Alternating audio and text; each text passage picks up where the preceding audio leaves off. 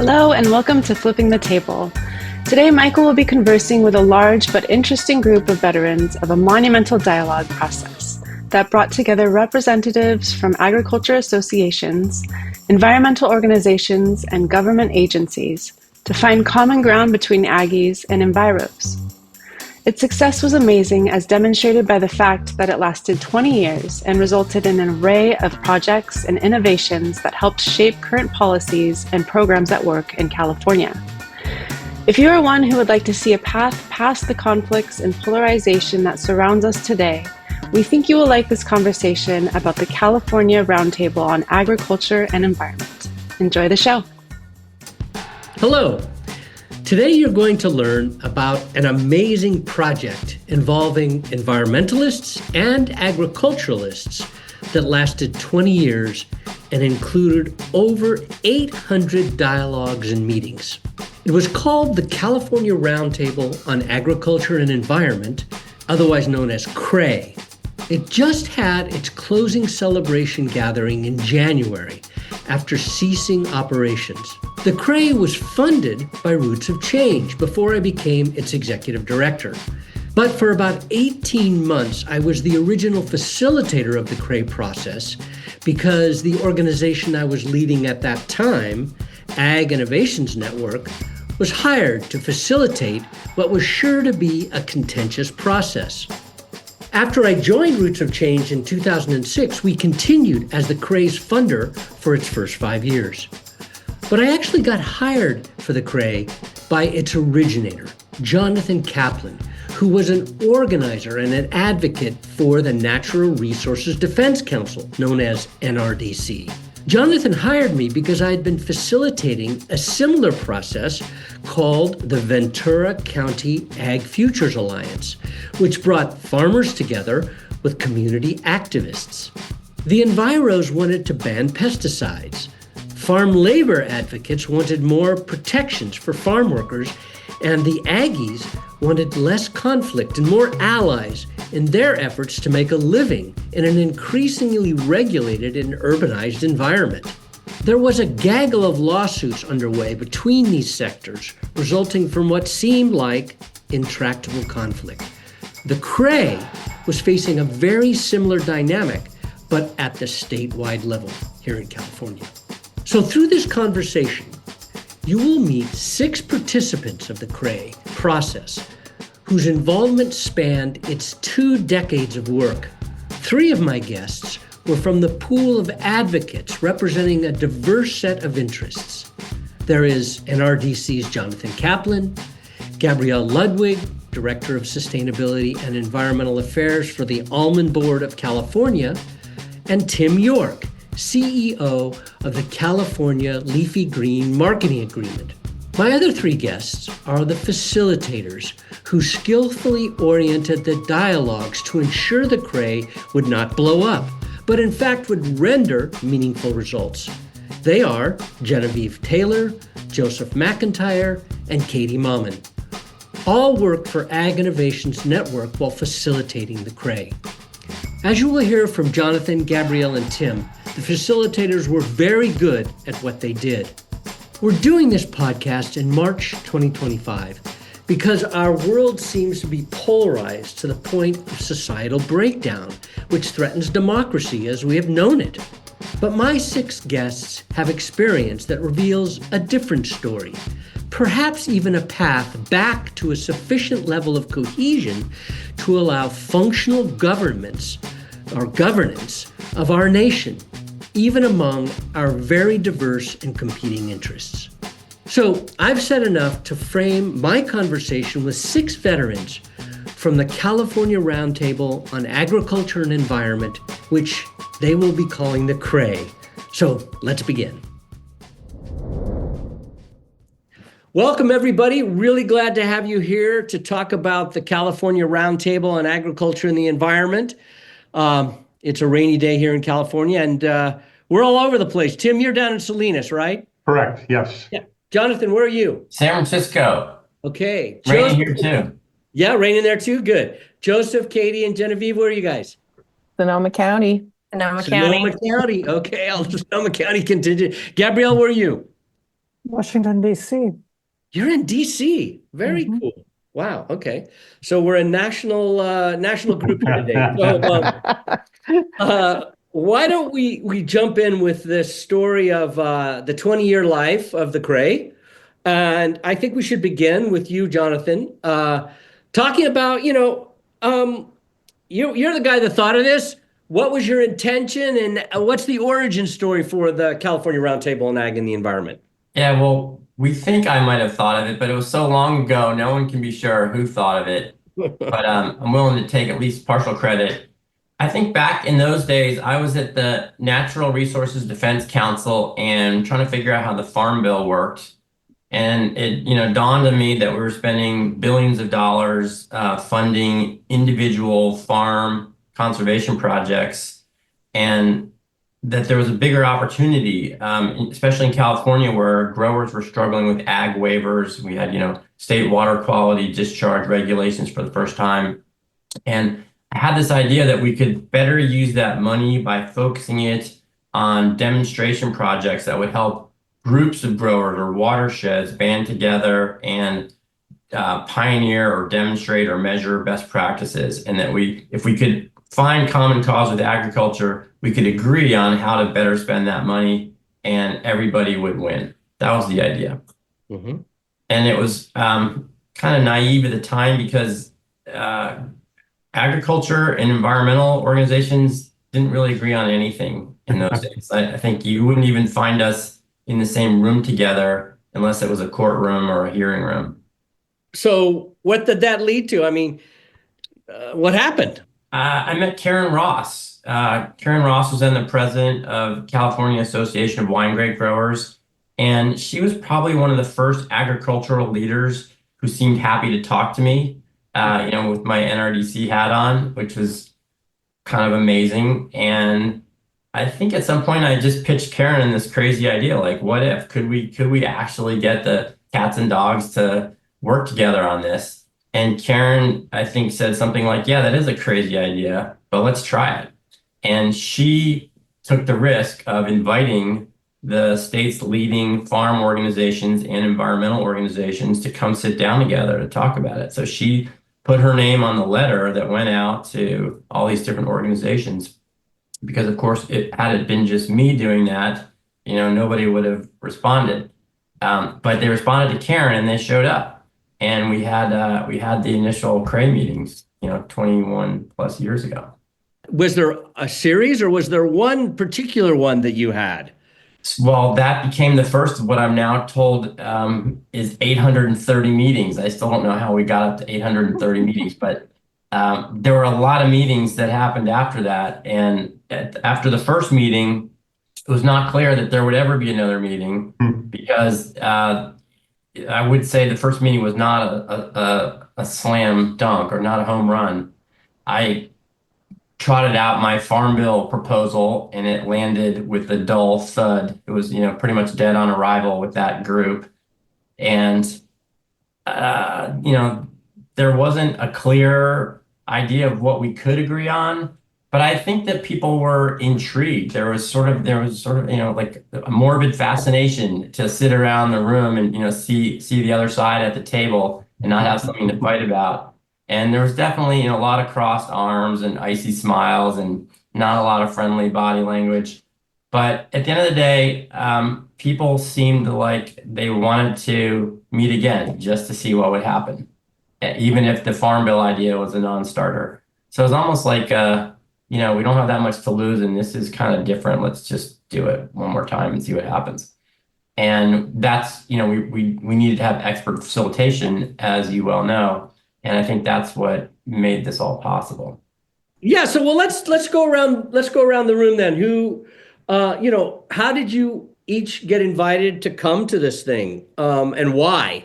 That would be, what did you think it was going to be about? What would you get out of it? What would your organization like? So, tell us who you represented and why you went. So, Tim, you want to start? Sure. Thank you, Michael. I was invited. I think it was before I knew Jonathan. So it was one of a trade association representatives that was involved at Cray. and this is 2007 or so, and we were heavily involved in what we refer to as the spinach crisis in the industry when FDA put out a notice in 2006, don't eat spinach. And we were calling for strong food safety measures along with other buyers. We were the largest buyer for the food service sector, and we were using our influence and our voice to say we need a common food safety program. And that led to some concerns among the environmental partners of CRAE about where maybe there were metrics or standards around food safety that went too far and had adverse effects on the environmental community or animals, habitat, whatever that they were trying to protect. And so I was invited to come in and be part of CRAE and part of that conversation and lend a voice to it.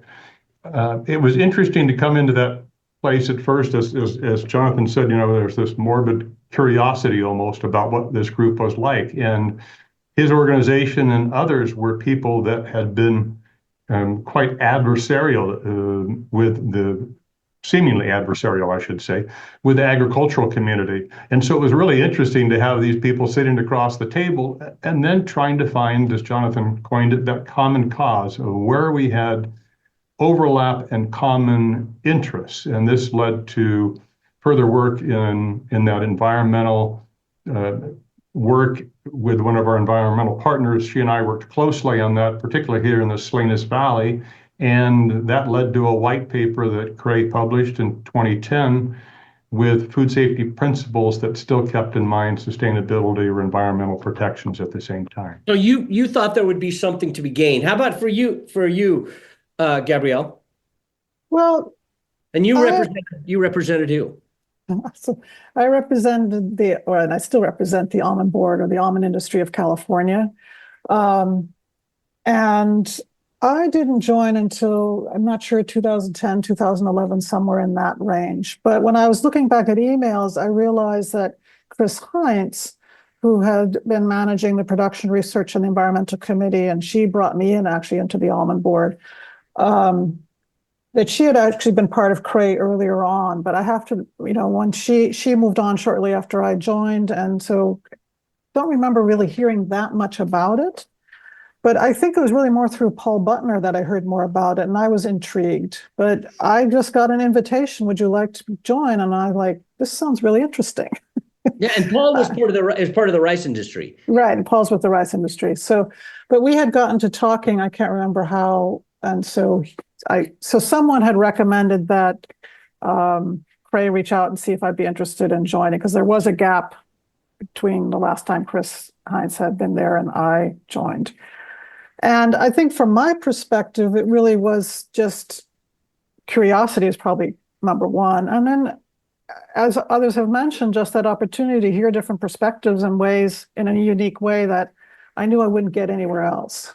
Mm-hmm. Interesting. Okay. So now, there's three. Oh, go ahead. Go ahead. You want to say something? And I think the other thing was just that sort of in this time frame, the almond industry was growing. So probably when we started, it was maybe in the top 10 crops in acreage and value. And more recently, it's been in the top 3 crops in acreage and value. So that's the other thing that probably contributed to the interest in having the almond industry participate, because we were larger, we fund research. People knew that we were engaged in trying to address some of these issues. Mm-hmm. Yeah. Okay, good. And so the three of you who have spoken so far were kind of representing the two sides of the coin, so to speak. But we have with us today the three people who were the facilitators of it for the longest periods of time. And so I just want to start with each of you. Like, when you came to it, what was your intention? What were you thinking about? Joseph, you want to start? Yeah, that makes sense. Thanks, Michael. First of all, at the time I was working with Ag Innovations. Ultimately, I became the executive director of it. And, we always felt, and I always personally felt, that there was a whole class of issues that my friends in the environmental community and my friends in the agricultural community absolutely could not solve on their own. that the balance of power between the two of them was too even. The issues were too complex, and the degree of communication between them was so low that we were just going to be in a state of gridlock. And we were fortunate to have a number of leaders, both in the agricultural community and in the environmental community, who said, "Wait a minute, we could do better than this. Let's get together and talk about this as leaders." And it always starts small. The group started off with a win around, well, actually, maybe we could actually advocate together for something in the Farm Bill that would really benefit California. Huge win for the group. Just to prove the proof of concept that actually we've got things in common and we can do things in common. And then, of course, inevitably, because agriculture is uncertain, as is the environment, once you have that proof, then when something bad happens, like the spinach crisis, then we've begun to develop some relationships, and people have something that they can lean on in a moment of crisis. So for me, I was always there with an eye to three things. The first thing was to ensure that California retained agriculture in perpetuity. I think that was always where we came about. That was what our bottom line was. That two, that agriculture was sustainable, and we didn't have this term at the time, but regenerative was actually building California in a great way. And that three, that the members themselves were learning and growing how to be more effective leaders for the increasingly complex challenges they were going to face over the next decade. Good, great. So I think Katie, you came in shortly after. I think after I left, really, actually, you came in. And so what were you entering with? Yeah, I came on the facilitation team of CRE, I think in 2005, and quite young at that time. And for me, I want to speak kind of to the model of CRE, and that was, something I was really on the fence about. I had come out of a background around advocacy and economic, food economies, and very much like a systems and complexity nerd. I was really interested in systems theory and applying that to social change. And I think there are kind of two main branches of that. And so I'd kind of been raised up in one, which was more analytical, looking at the kind of structural issues underneath a lot of the challenges we see day to day, and then looking at how to address the root causes, and then advocating for that. And CRE was a systems change model that's quite different, right? It's more of like a social lab approach, or the theory is getting the system in the room, or representatives from across the system. Of course, you can never have the whole system in the room, but enough of diverse perspectives, and through a dialogue approach, really trying to understand the whole and the system dynamics in a different way. So my early days in CRE, I was a little skeptical, a little on the fence, but pretty quickly was won over with the power that happens when you bring diverse thinkers together as whole people in dialogue, trying to really listen to and understand each other. Cool. Okay. Genevieve, then you entered. What year did you come into this? I came in 2016, and CRE was pretty mature at that point. It had been together for about 12 years.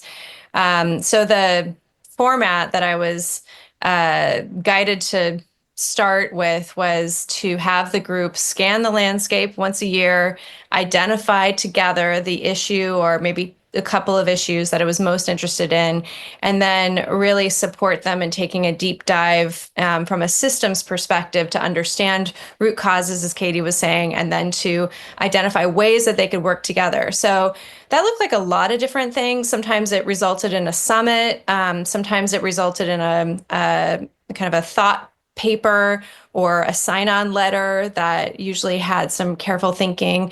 There were joint presentations to agency leaders. There was even a couple of joint conversations where Ag and the Environment would go to an elected's office to help educate them about specific issues.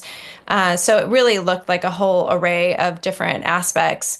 I think the other thing to remember is that we went through the pandemic together. So Cray had always been face to face, and occasionally met in subcommittees or with the steering committee online.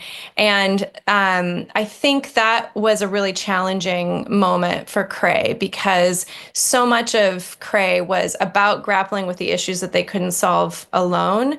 But also about the informal relationship building that happens when you're, sitting together in a small group and talking about the issues. There are so many moments that I know where people who were potentially arguing against each other outside of the room were able to talk about something different but related, and to form different kinds of relationships together in Cray.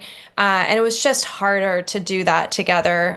We pivoted, we did all of the things that, the good facilitators in that moment do.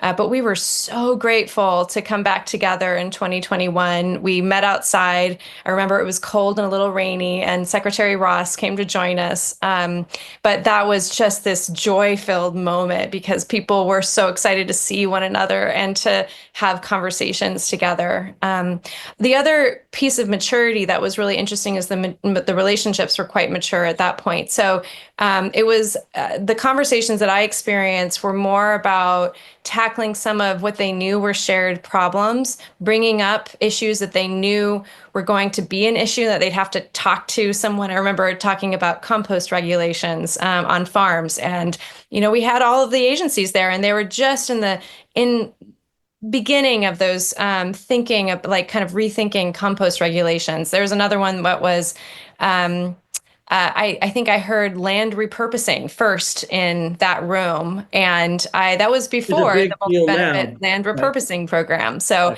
there was a lot of those kinds of hitting the desk before anything else because you were connecting together. And so those conversations were really important and stayed all the way to the very end. Mm-hmm. Okay, good. So I'd like to throw it back to the advocates that were in the room. We heard about compost.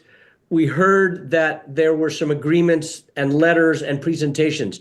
We heard about the spinach crisis and coming up with some guidance for growers so that they could both be safe for the consumers, but also treating the environment correctly. But what were some of the really meaty issues that you remember, Tim, and that you remember, Gabrielle, and that you remember, Jonathan, that were discussed? And I'll start with you, Jonathan. We talked about all of them. Over the years, we covered it. We did all of them. There were many issues where we didn't agree, where there was no white paper or position statement or public briefing. We just hashed it out, revealed the perspectives, illuminated, showed where the pain areas were, and then decided, agreed to disagree and moved on. Like what? Can you give me an example? Can you remember one 20 years ago? Yeah, it's hard, but I know we must have talked about pesticides, for example, right? That's an issue that I was very focused on. NRDC wants to take away a lot of pesticides that farmers think are essential for their livelihoods, right? Pretty tough conflict.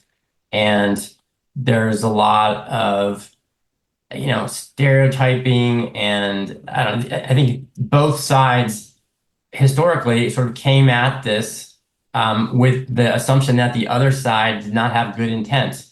And when you really start unpacking the facts and the motives behind the facts, that's when you get into, some really interesting discussions, and you realize that there's a lot of good people around the room. Everybody's trying to do the best they can. They have their own constraints, their own needs, their own lines in the sand they can't cross. But, recognizing that a lot of these people, probably all of them, are trying to do the right thing from their perspective. Mm-hmm. And, I think for me, that was a big part of the meaning of the Cray experience, was appreciating that and getting to know the individuals and, enjoying them as people. Mm-hmm. Even if I didn't agree with everything that they said. Great. I wanted to follow up on what Jonathan said, because one of the points that Joseph made in my early days at Cray still resonates with me. And that is we in the room couldn't control what our larger organizations said or did. Jonathan could bring his best intents to have a healthy dialogue and exchange with those of us in the ag community, but he couldn't control the larger organization for whom he was working. So it came to the point where we really had to trust each other. And I think that was the really thing that was so critical and made Cray work, was this trust in each other, that when Jonathan said something, I believed him, that was his word was good, no matter what the rest of his organization or any other, speaking of an environmental community, any other thing they said, did, how they reacted, didn't undermine what Jonathan was trying to do in the room with us. And I think that was a really critical lesson that Joseph helped point out early in my days at Cray that still resonates with me in some of the work that I'm doing. That's interesting. Thank you. Gabrielle. Yes, sort of thinking about it. I mean, some area, I mean, I remember, Genevieve mentioned like having a summit. So we raised the issue that, hey, there's all these co-products out there, and can we find better ways of using them? So in case of almonds, the hulls and the shells and the woody biomass at the end of an orchard's lifespan. And again, it was something that I think some people hadn't thought about, but then when they started to really dig into it, it became aware that there were opportunities here that crossed the spectrum. And so that was one of those things that was just interesting to see.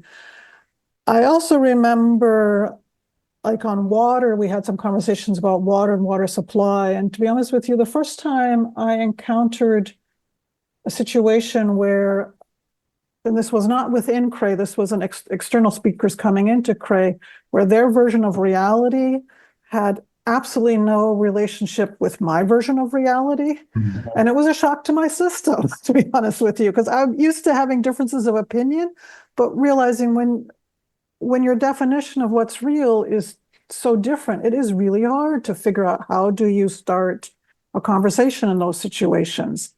Can you describe how you got past that, or did you? I mean, can you talk about water, what it led to?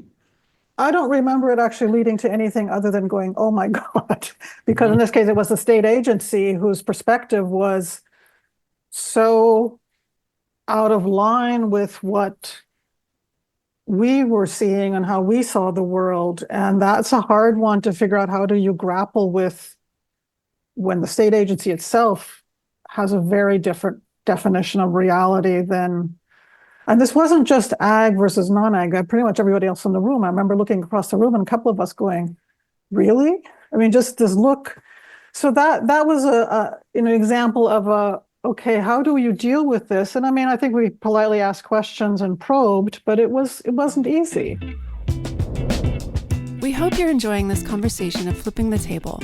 Please subscribe to this podcast and write us a brief review and give us a rating. These help us to improve the show and to build our audience.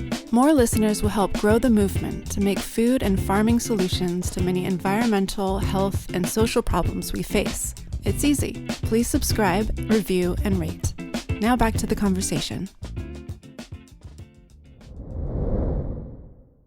I'd like to hear from the facilitators about this particular problem, because it goes back to what Katie said about the system, right? So you've got a government agency that's working on federal or state policies that are determined by the whole state or the whole nation that are impinging upon the enviros and the aggies in the room. What did you guys as facilitators do with those situations? Katie, you want to start? Yeah, sure. I think that's a really sticky issue. And I think one of the first phases in the work when you're talking about an issue is building alignment, building a shared story about reality. And Gabrielle, I hear you speaking to an instance where that wasn't the case, but part of it is really, developing and building that through listening. So there's also this layer, which is kind of building leadership around collaborative leadership. Like, what does it mean to show up in a room full of people and be a leader? So there's like some capacity building around listening, standing in each other's shoes, suspending certainty, these kind of, muscles that we have to build in order to do this work together. but then really slowing down and doing learning journeys or really, hearing from each other. What is your view of reality and what informs that? And here's my experience. And, with enough time, you can usually develop a shared view of reality. And that in itself tends to unlock really powerful ways forward that before that point weren't really accessible. Great. Genevieve? I think I may have been in the room with the situation that Gabrielle was just mentioning, but what I remember, not about that particular moment, but is that when we were talking about water, we started from a premise of identifying a shared commitment that without agriculture in California, environmental viability was also a challenge. And so this kind of shared commitment to agricultural and environmental beyond viability, but at the baseline viability. And from there, SGMA, the Sustainable Groundwater Management Act, came out in, before 2016, but we started to see the planning happening in 2016. And people became very concerned about that. And I think actually, we're seeing now some of the impacts of that. So having that shared commitment, the environmental sector knowing that it couldn't achieve its outcomes without thriving agriculture, and that agriculture knew that in that room there were others that wanted them in California. Because I think that has been a debate about ag's role in California and how it. I think it's been challenging at times to for ag to feel like it's welcome here in many ways. And also, I think there's been challenges on the environmental sector to say, like, well, you're welcome under these circumstances, but let's talk about what that means. And so they were able to have that kind of nuanced conversation, and from there could start to untangle, like, what does it take for ag viability? And we went from there into a shared letter on what were the priorities around both the water portfolio that DWR put out and Department of Water Resources, yeah. Thank you. Exactly. And then also the 30 by 30 initiative that California was doing. And there was some very interesting. Tell us what the 30 by 30 is, because people. Yeah, so that's an effort to enable conservation to happen 30% of California's state lands, really, and I guess state and federal. Maybe you could correct me on that one, as well by 2030. So it's intending to really meet this big target. And it was a federal initiative that Governor Newsom really signed up for. And there were many ways that they could do all the things that Governor Newsom was wanting to if they worked with ag as partners and continued to work with the environment. And so there was a series of about 5 different areas, which were pretty standard. Let's coordinate together. Let's talk to each other. Let's use what's already in place rather than creating new initiatives, those kinds of pieces that came out of that. I don't think any of that would have been possible without that fundamental and shared principle of needing agriculture to be in California in order for the rest of these outcomes to happen. So the enviros needed the farms and the ranches in order to achieve their environmental goals. Joseph, can you throw some perspective on this? And also, where did the water conversation, which Gabrielle brought up, which I know is a tough one, there were some outcomes or some outgrowths from the CRAE around water, right? Absolutely. First of all, the CRAE actually had decided at some point along the way that water was simply too big of an issue in and of itself to be handled within CRAE. And they actually asked us to go and form a new body that would look at it. And this was the California Roundtable on Water and Food Supply. And in putting that together, which is something that Ag Innovations did and Katie and I were the sort of lead on, what we were trying to do was to bring together individuals from important organizations who did understand water, but who were actual stakeholders. and to create the conditions to free them so that they could actually speak about the reality. And I'll give you an example. I can remember a particular meeting that we had at the California Roundtable after it had been going for a while, and they'd established a common language. They'd established what stewardship meant to everybody. But one of the members said to us, no matter how well I do my job, and this is a water manager, no matter how well I do it, how diligent I am going to get shot by my agricultural friends and shot by my environmental friends. I am absolutely in a no-win situation. Why was he in a no-win situation? Well, that's the interesting challenge that we face in California and across the world when there is a limited resource that has to be allocated across multiple important uses. Boy, that puts human beings at their worst. Right? Because naturally, we're all interested in protecting the thing that's closest to our heart, whether that's our fields and our farms and our livelihood, or that's our fish and our birds and our natural environment. It doesn't really matter to say that, that one person's heart is bigger or one's better or whatever. That's kind of like gets into crazy stuff. What we try to do in the California Roundtable on Water and Food Supply was actually acknowledge the scope of the dilemma and then provide some guidance about how to manage it along a sensible route, a moderate route, a middle ground, if you would, that really tried to find find a balance. Now, there's not a lot of tolerance for that approach these days, but back then I think we had some good luck, and that group particularly turned out 4 reports, I believe the number was, that were incredibly influential, widely distributed in the water world. So I think we really did some good things. And if I could take just another second, I want to shift it just a little bit to another example that really gives you why this story is important for people to hear. What story? The Cray story? Or the Cray story.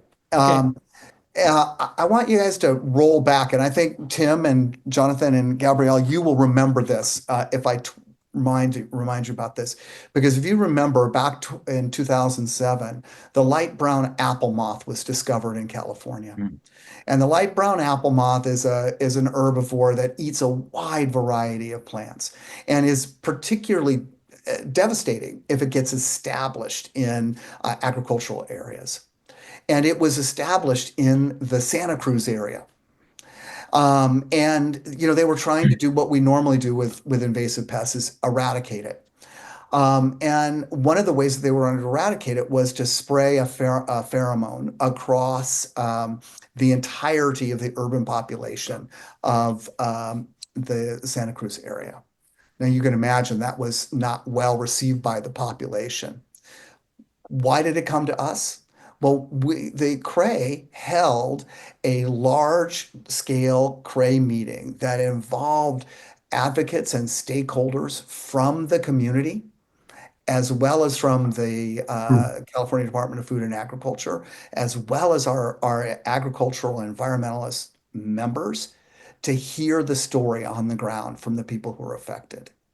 And because that was conducted in front of the people at the California Department of Food and Agriculture who were making the decisions about how they were going to approach the process of managing light brown apple moth, and it was endorsed and supported by Cray, that conversation was very, 1, emotional, 2, intense, and 3, transformative, because it finally put into the room what was at stake. So again, remember, a lot of these conflicts have to do with, I'm trying to protect my livelihood. And if you have that on one hand, but you've got, I'm trying to protect my children on the other, right? You've got the situation where we can go into gridlock and fight each other in the courts forever and ever, or we can come up with better policy. Yeah. And what happened was the Cray recommended a better policy, which was ultimately adopted by CDFA. Gabrielle, So, did you? Yeah, I wanted to actually tie in with the water, and this is in some ways, Joseph just gave a nice story about how something went from this detail into the bigger picture. And I actually was going to say take water and talk about it more, going from the bigger picture into something specific. And that, as was mentioned earlier, one of the big benefits of being part of Cray was getting to know people from these different, whether from these different groups and gaining some trust. So one thing that happened for us was at a CRAE meeting, someone from Sustainable Conservation reached out and said, hey, we want to talk to you about groundwater recharge. We can't quite figure out where almonds fit into this picture. So I said, okay, great, because they trusted to bring the question, and I invited them to come to one of our environmental committee meetings where we have growers and PCAs and so forth that decide how to fund some research. And so they got to ask the question. It was actually very funny because you had one grower go, I mean, literally like wrap his arms around like, no, my babies, don't do it. And the grower next to him going, no problem. Well, the one guy was on heavier soil, the other guy was on sandy soil. That was the difference. But the outcome of it was that we funded research into to what extent can almonds handle this excess water to do groundwater recharge, and when can it be done? And it's now, so we said, hey, we can contribute to being a small part of this larger solution because of the conversations in CRAE and then the trust in CRAE, and then bringing it external to CRAE to work on it. But I just wanted to give that as an example of something that to me was incredibly valuable because, again, in my job at the time, I linked into the research world. So part of it was saying, hey, there's this, and this going on. Where do we in almonds need to either figure out how to do something better from a growing perspective or develop data that might be relevant to these processes? And this was an example to me that came out of these conversations that went into a specific. It's a very good example, Gabrielle, about how that works. And how, because groundwater recharge is so huge in our state, such a big issue. And the fact that one of the largest crops in the state can now be part of the solution is the kind of win-win that I think the California Roundtable or CRAE was designed to do. Jonathan, do you have something you want to add on this? And then Tim. No, I'm going back to the LBAM. I had forgotten all about that. And I remember, blood on the carpet at NRDC, like trying to persuade my colleagues to, I don't know to at least not condemn the LBAM sprayings. I can't remember where we ended up. Maybe somebody else on the call remembers what position NRDC ultimately took. But that was a really interesting one. And that was often my position, being an advocate, in an environmental organization that does a lot of litigation and regulatory advocacy, does not do a lot of facilitated group gatherings, right? That's not NRC's core strategy. So I sometimes had to explain what the hell I was doing with this CRAE project to some of my colleagues, and I think they got it.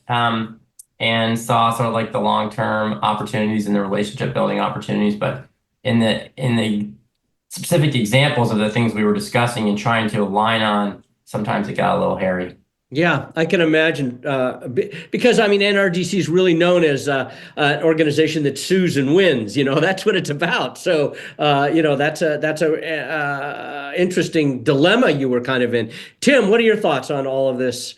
I think the LBAM is a good example of something that we didn't have a direct interest in, because my role was somewhat limited as a buyer of fruits and veg. I was interested in the viability of the agricultural industry, having a wide variety of products available to us out of California and grown safely from a food safety standpoint. So there were some issues that didn't directly affect me or my interest within CRAE, but still the dialogue was interesting to be part of and hear this discussion and watch the interaction between each other. It was a great almost laboratory to see how collaboration really can work when you get good facilitation, people that come together with good intentions to find common ground, and then based on that common ground, look for how we move based on that.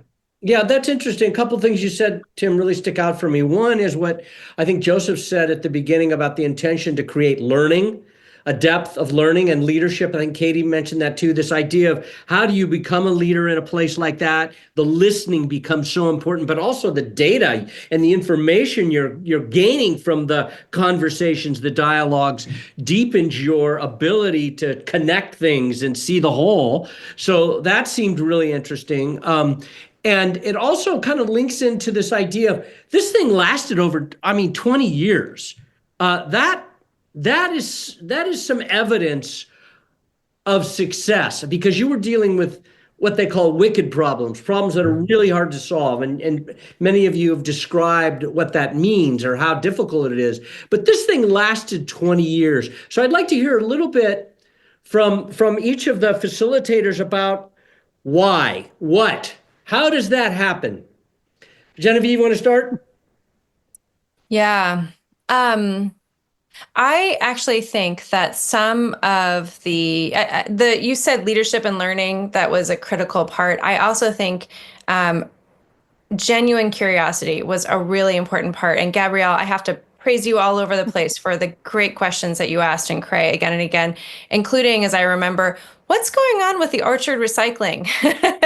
And which led us, down a year and a half of thinking about understanding about biomass, cogen plants, and actually interacting with the task force on pine bark beetle infestations, which led to the wildfire task force, which is so pivotal for action in California now. I mean, we were in early stages at that point, and I will say, in terms of ripples, it also led to Ag Innovations and the California Water Action Collaborative really supporting and thinking through and understanding biomass and how to make a difference in the Sierra in ways that affected water and climate, and worked with corporations to help them find solutions that really could meet their goals while also supporting California's goals. So there were so many ripple effects that we saw for us, and those ripple effects, I think, came back again and again. We heard from another member that the work that we did on the Farm Bill made it possible for them to get, their local RCD funded in a way that they'd never been able to do before. And she's been one of our longest members, and I think it has to do with that, that success. So these successes that happened directly and indirectly out of Cray kept people coming back. And I remember another environmental member said, if we didn't have Cray, we'd have to do something like it. We'd have to get it going in another way, because it's the only way that some of these conversations are possible. Okay, great. That's great. Katie. Yeah, I just building on that, that makes me think, Genevieve, of kind of like the social field and the social innovation that as people come together, there's this sense making that happens, but also this innovation, right? These breakthroughs, these aha moments where you see things in a new way or new ideas come forward. So that's like the real fertile soil of a group like Cray that has almost like a magic to it sometimes. When it's really going well. Just another little layer that feels juicy to me is we would always start meetings with an information share, and it sounds very simple, but it's really just like what's bubbling up in the field. And it was really this no pressure, just sharing, what are we hearing? What are we learning about? What's important for us to know at the intersection of agriculture and the environment? And to me, that just felt so rich in terms of sense making or making sense of what's happening. And I that was a place where I saw a lot of members really light up, and some of these connections happened that then led to action, as issues were just emerging rather than kind of catching them at the tail end. So those were a couple of aspects that led me to feel, that kind of kept people coming back, because it's all, we also heard a lot of Cray members say, we really don't have spaces like this where we're not, with our heads down, like in a particular policy, but get a chance to look at the whole picture. Mm-hmm. So yeah, so the secret sauce seems to be this learning component that led to aha moments that enrich people's lives and their thinking, really, right? And also lead to solutions. So Joseph, what are your thoughts? Well, I can tell you, I'm going to speak to it from a really simple way as a facilitator. I tried to make sure that every one of those meetings was fun, that there were three things in them always. There was an opportunity to network. That could have been through the information share, could have been the timing, that, whatever there was. there was an opportunity for real deep learning, and learning, whether that's a knowledge thing or leadership development or a new systems tool. We brought a lot of ways for people to become even more effective in their jobs, and that there was action. There was something to be done. Um, I also think that it mattered that the people who were in the room represented a group of people that would not get together otherwise. And so there was an opportunity here for you to learn something and be around people, even within the agricultural industry or within the environmental community, to hear from your colleagues about a different way of thinking about it. And so I think that those intersections, those that kind of design, so that you're building more and more goodwill between the people, more and more skill, and you're connecting different parts of the communities that you're working with, the environmental community, the agricultural community, so that there's more cohesion as we develop these relationships. And Michael, I know you know this and have spoken before about this. As we build these relationships, the quality of the thinking increases. And when those good thoughts start to come out, boy, you get that chain of reaction like Genevieve was talking about, where you went from woody biomass in the orchards to, oh my goodness, this applies to the entirety of the upslope of the Sierra Nevada mountains. That's the kind of innovation laboratory that we were trying to build, and I think that's why people kept coming back. Good. Jonathan, you had your hand up. I'm sorry that I didn't get to you sooner. I didn't see you sooner. No, all good, all good. I'm wondering if this might be a good moment to face the future for a second here. I mean, we've been talking about the past, what brought us together, why we stayed together, why we kept the conversation going. But I kind of feel like CRAE has served as an important laboratory that the red state, blue state wars now need to learn from. And I think, we all know what happens when we get too comfortable living and working and communicating just within our own silo. It's very easy to start disrespecting, dismissing, ignoring the people who are in the other silo. And you start saying and doing things that offend them, that make the silo entrenchment even worse. And you might not even know you're doing it. And that just feeds on itself. And I think we've seen, alarming levels of distrust and even hostility now among some of the same factions, certainly the same politically identified factions in other parts of the country. And when we started out at CRAE, I think we had the same challenge. We had the same red state, blue state conflict right here in California. We just manifested it as growers versus environmentalists, but they're very similar to these larger national factions that we see now. And, funny story, I'll just tell you what happened after our first CRAE meeting that I think kind of embodies this. I got home after that first meeting, and there was an email in my inbox that was sent to me by a leader of one of the ag organizations who I had just met that day. And the email said, "Alert, alert, NRDC has a new scheme to get onto our farms and ranches. They're calling it Farm Bill Demonstration Projects, but we won't be fooled." It was something alarmist like that, and it had taken what I had said out of context.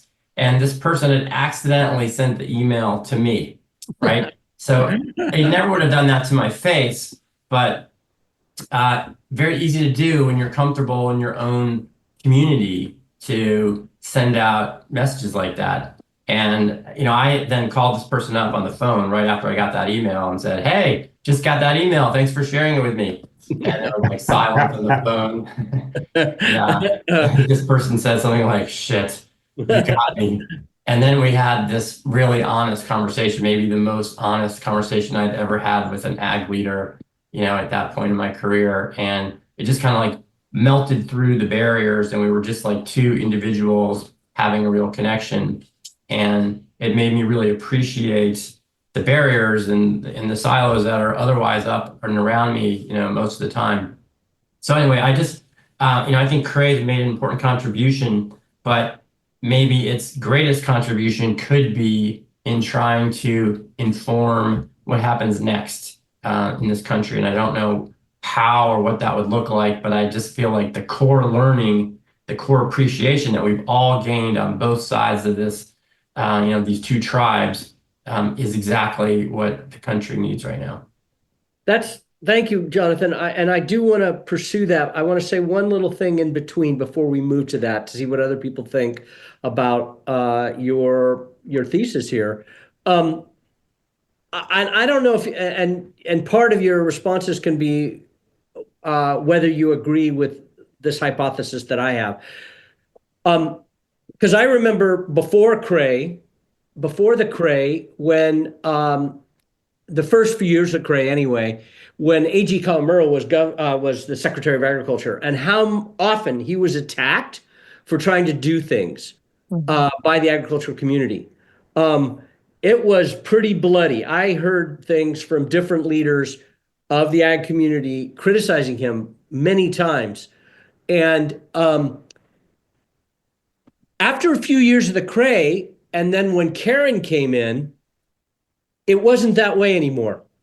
And I have a feeling that the Cray was part of the reason that environment changed, that there was enough a kind of communication and trust building among the different parties that there was a different vibe, a different sense of how these policies could come forward. So under the Brown and Newsom administration, there have been a ton of policies that have been beneficial to both parties. The Healthy Soils Program, the SWEEP program, the compost program on dairies, the AMP program. So I'm just curious if you think that the Cray created an environment where, and other things that you've mentioned, that the examples of things that spun off and created new change.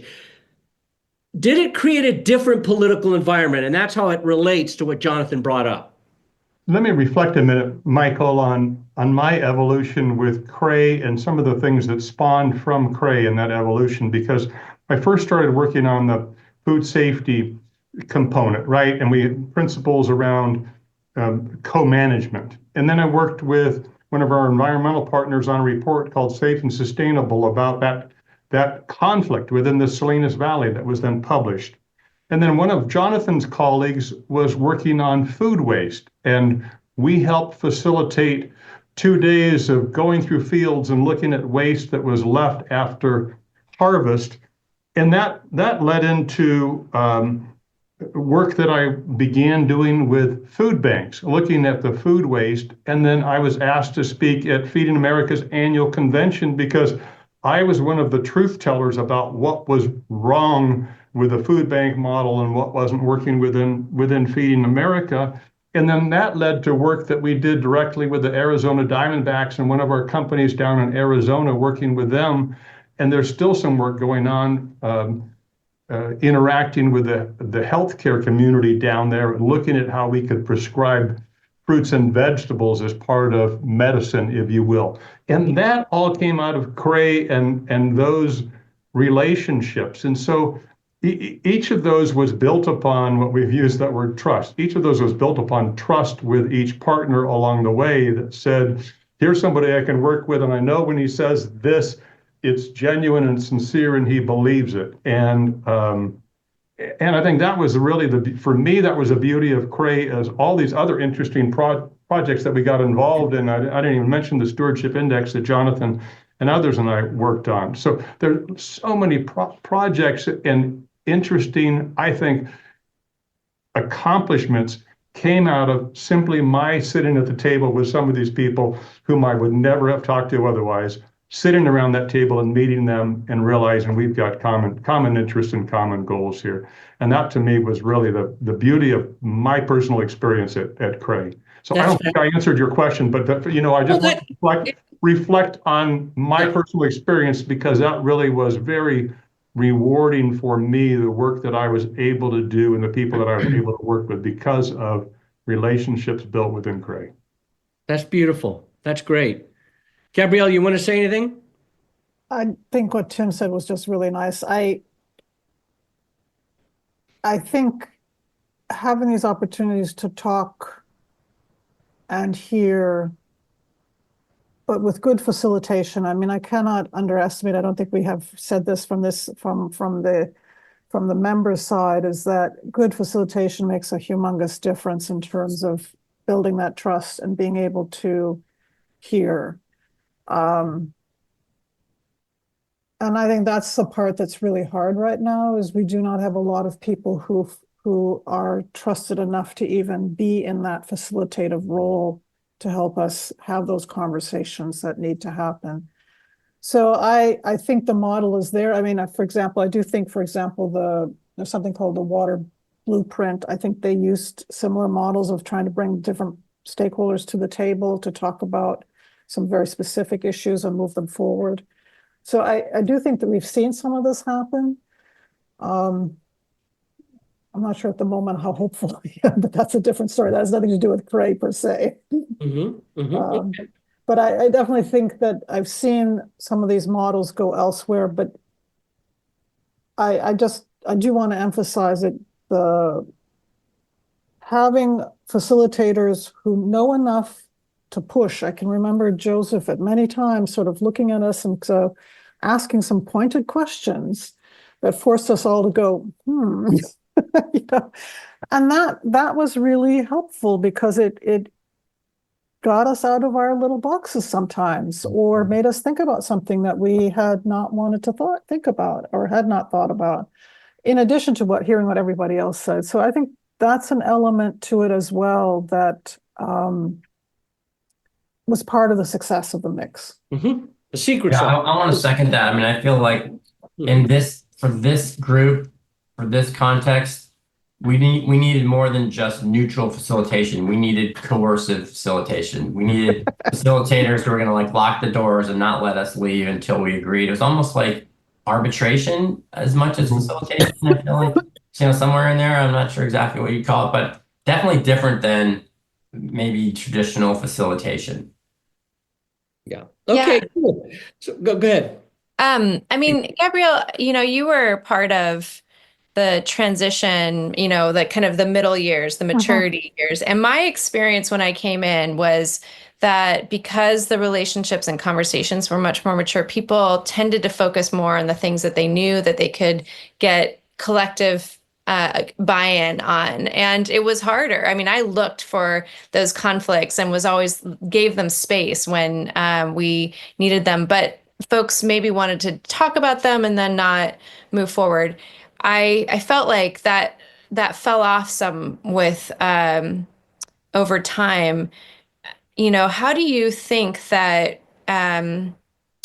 how do we get to the pointed questions now in a moment when it feels sensitive? Like it's even more sensitive these days, and we don't all there are different shared realities. What are you seeing there that would help us, as a society, move forward better around asking the questions that matter most to each other? Well, I mean, if we're talking about the red and blue, I mean, I think if you start actually probing, I actually think there'd be quite a bit of agreement about what's not working for us as a society. How we want to solve that might be very different. But if you started there and just started to ask, I mean, this gets into politics, but when I was on a flight back to DC shortly before the inauguration, the guy next to me was looking at places, as a tourist. So I started talking to him at the end and I gave him some advice, and he was there for inauguration. And I remember saying something to the effect, I said, yeah, I can see that there's this need for change. I'm just not sure the person right now is the best person to do that.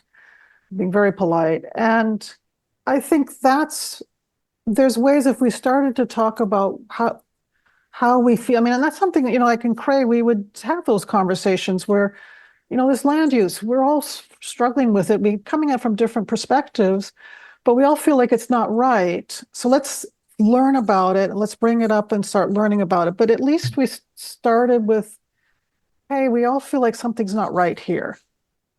And can we start figuring out how to talk about it, how to learn enough about it to then figure out paths forward? So that's kind of for the moment, I think, where we are in our society right now is, can we at least come to agreement about what we're frustrated with, what we'd like to see done differently. And then you can start talking about, well, how would you go about doing that? Mm-hmm. That's interesting. Well, we're entering the last couple of minutes here, last few minutes. So let's go around. I'll start with Katie. Any kind of closing thoughts? You can refer to what Jonathan brought up. I'm curious what you think about what I said and what Gabrielle said and Tim said. Just sum up if you can and synthesize. That's what you're good at. One of the things you're good at. What you've heard and what you want listeners and those who view this to take away from this conversation. Thanks, Michael. Yeah, it's been a great conversation. And I mean, one thing that's really rising to the surface for me is this dynamic in Cray that we're now seeing in a wider society of grappling with difference. And I like what you said, Gabrielle, and it does seem that one of the principles in interest-based negotiation of going underneath people's positions to interests, and actually you can see what people care about and build connection off of that. And I think there's connection to be had off of, aligning around what's not working too. But I think that there's a lot of hope for us as a society in coming back together and forming relationship. We're hearing through this conversation of the power of real relationships and authentic relationships. And of course, we're being pulled away from that by social media. And it's so easy to other, right? To cast blame and to have that ripple out really far and wide. And the degree to which we can be forming authentic relationship across difference, and that can be painful when it's across real difference, and so much is at stake and there's so much pain. But to me, it feels like that's an important way forward for us. Yeah, I like that. That's I think there's a lot of wisdom in that. That's good. Thank you. Genevieve. I would go back again to what Gabrielle was just saying about, and you can see the curiosity that I think was such an important component of the collaborative leadership that was in Cray, and that I see in Gabrielle. I also think side by side is courage to ask those questions. And I don't think you can actually, in these days, be curious without courage, because as others were saying, sometimes the hardest negotiations are with the folks that you're most comfortable with, your tribe or what have you. And it takes courage to actually be curious. And I really hope that we can continue to find ways to cultivate that these days. Joseph. Well, thank you, Michael, and thanks to everybody for a wonderful conversation. Before every meeting of the Cray, I would remind myself of something. I would ask for help internally for me to be able to help this group to rise above the differences and distinctions that divide us, and to see what it is that unites us, what pulls us forward into the future that we care about and we want. And I personally would say to my friends in the food movement and the listeners to this podcast that we know how to do this. We have the social technology. We have the tools. We know that if you can get people who are willing to suspend the idea that they're perfectly informed, even for just a little bit, and to listen to new perspectives, that new ideas and new connections and new opportunities will come forward. And a lot of the best ideas that the food movement have brought forward, a lot of the innovation that's happened in that agricultural industry have all come from this same kind of method, if you would. It's curiosity. It's a willingness to challenge your assumptions.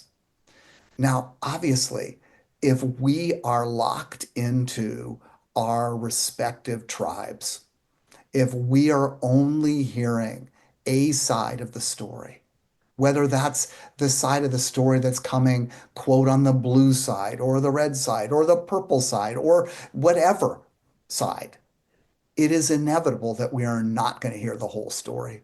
And therefore, we are not going to come up with holistic solutions. And so I would say to my colleagues in the facilitation world, to my friends who participated in roundtables like this, do the work. Do the work on yourself. do the work to understand the problems, and be willing to set aside the orthodoxy and embrace the possibility that there are new and better ways to do things. Good. Tim, any closing thoughts? As always, inspiring thoughts, Jonathan. Joseph, what made you such a brilliant facilitator and challenged us, and was such a rich experience for me. I think rather than the end of CRAE, this really, as Jonathan has kind of said, this needs the beginning of a new CRAE. And I think it'd be really interesting to pull together interested parties to sit around a table and look for those common areas once again, because the landscape has changed a lot since 2005 when CRAE started, and find out where there are, again, common challenges and perhaps common ground that we could begin to work from as a demonstration to others, continuing demonstration to others about how collaboration really can work and drive change. Well said. Thank you. Jonathan, you have the last word, my friend. Well, we have some black belt level recappers in this group, so I'm not going to try to improve on that. But there is one thing that I just want to add to the pile, and that is that in our society, I'm not aware that there's really much space for the act of just meeting and listening. It's not something we really reward or practice or make room for as a society in either camp. If you're a lobbyist, you get hired to pass a bill or change a regulation. Nobody hires you to go hear what the other side is thinking and to get to know them and understand what they need. It's like it's just not part of our lexicon of paid for work. It's not work for most of us. And we have to figure out how to make space for that and keep that muscle strong, build that muscle and keep it strong. And I think even though it doesn't necessarily have a lot of short-term gains, as we've discussed for the last 90 minutes, it has all these cascading secondary benefits that are tangible, are real outcomes. But the work itself is a little fuzzy. It's a little touchy-feely.